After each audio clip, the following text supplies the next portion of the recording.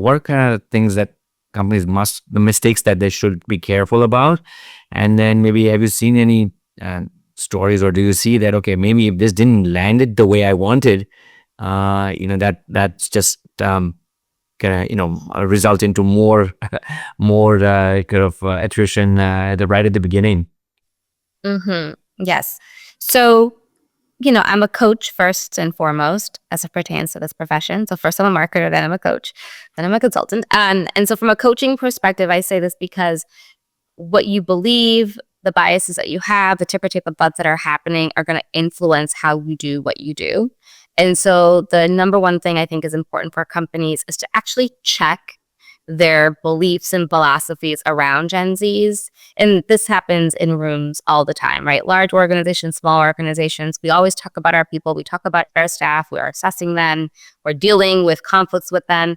But watching how you're speaking about them is really important, because if we're having any negative dialogue, negative beliefs about it, that's going to influence the way we structure the programs and the way that we show up, and people will feel it, right? Energy is inclusive.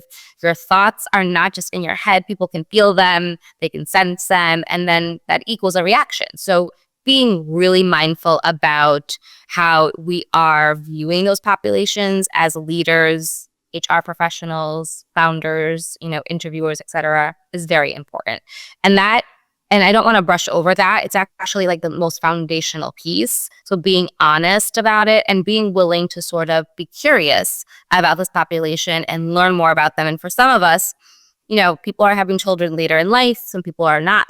People are not having as many kids. And so for some of us, we're not even interacting with that population at all. So when we interact with it, we're like, what is going on, right? And so it's almost like you have no experience. So it is smart, if you're going to be working with these people, to have experience in dealing with them and understanding them. So there's a curiosity that I think has to happen.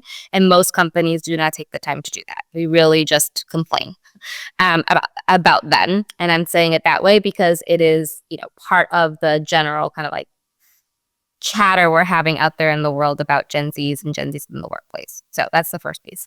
The other piece of like what not to do is to like not give them clarity, number one, but then also not to give them too many specifics.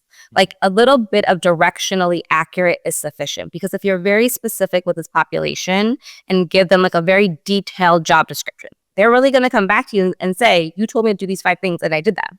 And then your response is going to be like, well, the job description, flexes and da-da-da. And they're like, no, you put it on paper. Because again, they're of this generation where they're watching like a how-to TikTok video and they're following the instructions and they're doing it. So you have to actually kind of sit in that middle ground of somewhat like directionally accurate yet specific. And so thinking through your materials, the way you talk about roles, job descriptions specifically, create a lot of challenges, because it equals people feel like they're living up to what you're asking them to do, but then you're showing up and saying they're not, which is in itself a problem. Those are the places where you just want to start to be a little bit more sensitive to how they perceive information.